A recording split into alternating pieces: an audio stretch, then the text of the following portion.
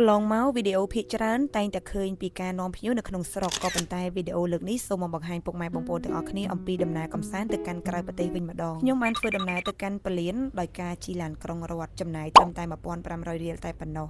ជិះពីចំណតគួចកាណុងទៅកាន់ពលានគឺចំណាយពេលខ្ទង់ជាង1ម៉ោងនៅពេលដែលទៅដល់ពលានក៏ធ្វើការស្វាគមន៍ភ្ញៀវកិត្តិយសដោយលោកពូអ្នកមីងភាគច្រើនគឺពួកគាត់អញ្ជើញមកពីខាងខេត្តបាត់ដំបងនិងមានលោកពូអ្នកមីងមួយក្រុមទៀតពួកគាត់រស់នៅក្នុងរាជធានីភ្នំពេញ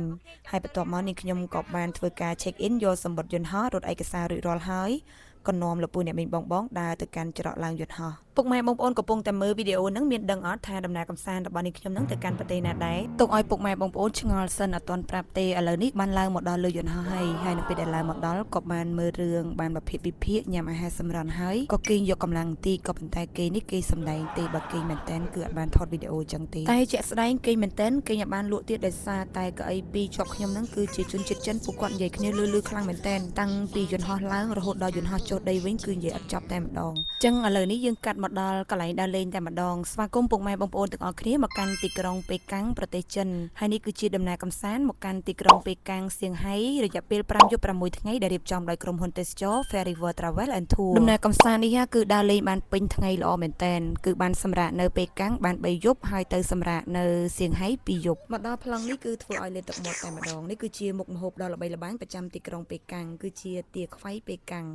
ហើយមិនត្រឹមតែល្បីទូទាំងប៉េកាំងទេគឺទូទាំងសកលលោកតែម្ដងបានមកដល់ទីក្រុងប៉េកាំងហើយតោះពុកម៉ែបងប្អូនមកស្វែងយល់ពីទីក្រុងមួយនេះជាមួយនឹងខ្ញុំទាំងអស់គ្នាទីក្រុងប៉េកាំងគឺជារដ្ឋធានីរបស់ប្រទេសចិននិងជាទីក្រុងដែលមានប្រវត្តិសាស្ត្រជាង3000ឆ្នាំមកហើយទោះបីជាទីក្រុងមួយនេះពោពេញទៅដោយអគារទំនើបផ្លូវធំនិងបច្ចេកវិទ្យាជឿនលឿនយ៉ាងណាក៏ដោយក៏នៅតែរក្សាបាននៅបេតិកភណ្ឌវប្បធម៌ដ៏មានតម្លៃរាប់ពាន់ឆ្នាំទីក្រុងប្រវត្តិសាស្ត្រមួយនេះធ្លាប់ជារាជធានីរបស់ខ្សែរាជវង្សចិនជាច្រើនអង្គផងដែររដ្ឋធានីប៉េកាំងគឺជាមជ្ឈមណ្ឌលនយោបាយសេដ្ឋកិច្ចវប្បធម៌និងការអប់រំដ៏សំខាន់បំផុតរបស់ប្រទេសប៉េកាំងមានផ្ទៃដីប្រហែលជា16410គីឡូម៉ែត្រការ៉េនិងមានប្រជាជនប្រមាណជា22លាននាក់ដែលធ្វើឲ្យវាក្លាយទៅជាទីក្រុងមួយនៅក្នុងចំណោមទីក្រុងដែលមានប្រជាជនច្រើនបំផុតនៅលើពិភពលោកនៅក្នុងខែកក្កដាគឺជារដូវក្តៅដូច្នេះហើយសីតុណ្ហភាពគឺចន្លោះពី30ទៅ35អង្សាក្តៅខ្លាំងមែនទែនមិនថាតែពេលព្រឹកពេលថ្ងៃឬក៏ពេលយប់ទេថ្ងៃខ្លះគឺសីតុណ្ហភាពអាចនឹងលើសនឹងទៀត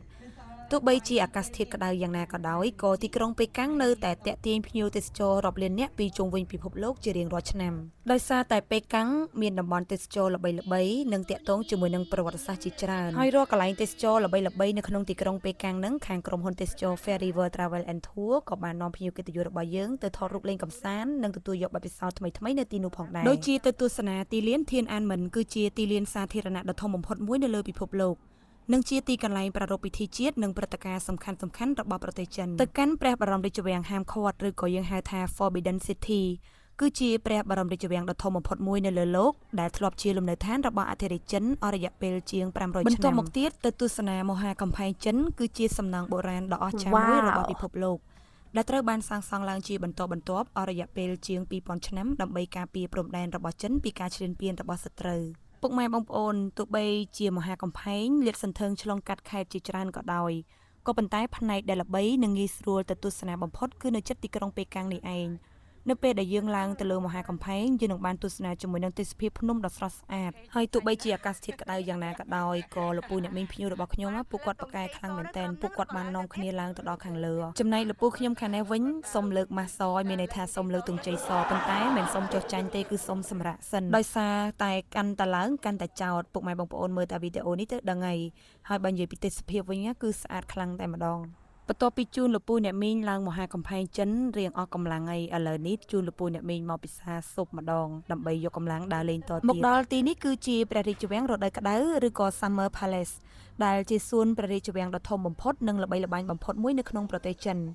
ទីនេះមានប្រវត្តិជាង250ឆ្នាំមកហើយតែងតែមានអធិរាជនិងរាជវង្សចិនមកសម្រាប់លំហែកាយនៅក្នុងរដូវក្តៅបន្ទាប់មកទៀតក៏បានជូនភ្ញៀវកិត្តិយសទៅទស្សនាពហុកីឡដ្ឋានជាតិប៉េកាំងដែលត្រូវបានសាងសង់ឡើងសម្រាប់ការប្រកួតកីឡាអូឡ িম্প ពិករដូវក្តៅកាលពីឆ្នាំ2008 វាមានរចនាបថដ៏ប្លែកដោយគ្រោងដៃខាងក្រៅត្រូវបានរចនាឲ្យមើលទៅដូចជាសម្បុកសត្វស្លាបដែលជាមូលហេតុធ្វើឲ្យវាទទួលបានឈ្មោះថា Bird Nest ឬក៏កីឡាដ្ឋានសម្បុកសត្វនិងកន្លែងគូនពៅចុងក្រោយគេគឺជាវិហារឋានសួគ៌ឬក៏ Temple of Heaven